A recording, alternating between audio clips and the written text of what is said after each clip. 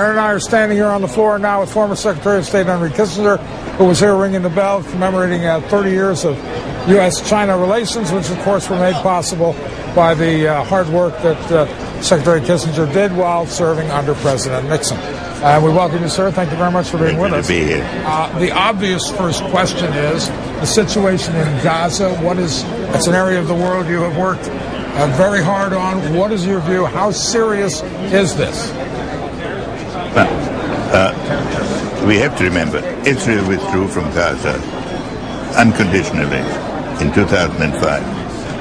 And they are reacting to rocket attacks that have been launched out of Gaza. So the problem is, can those rocket attacks be stopped?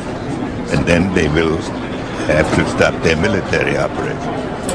It's a complicated situation, but it's one that I believe will be solved, because if peace is to evolve in the Middle East, Israel has to take its responsibilities, but the moderate Arab nations have to take responsibility for the conduct of Israel's neighbors. Do you believe that this is, some people say that everything will stop a few days before the Obama inauguration, that this is all very politically motivated? Do you think that's true?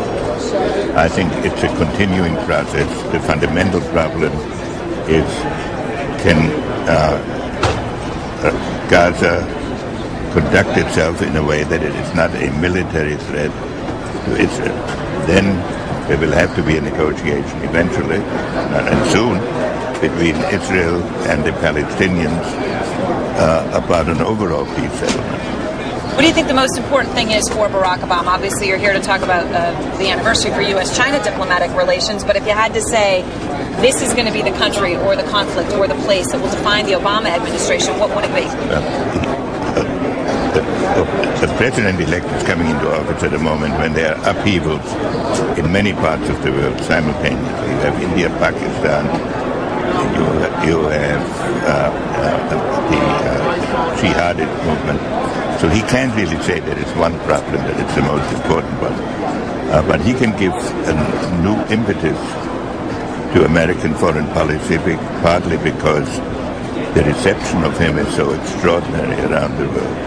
I think his task will be to develop an overall strategy for America in this period when really a new world order can be created. It's a great opportunity. It isn't just a crisis. Are you confident about the people President-elect Obama has chosen to surround him? Because he does not have a great deal of experience. No, he has appointed an extraordinarily able group of people in both the international and financial field. Mr. Secretary, we thank you very much for your time. Dr. Kissinger, thank you very much.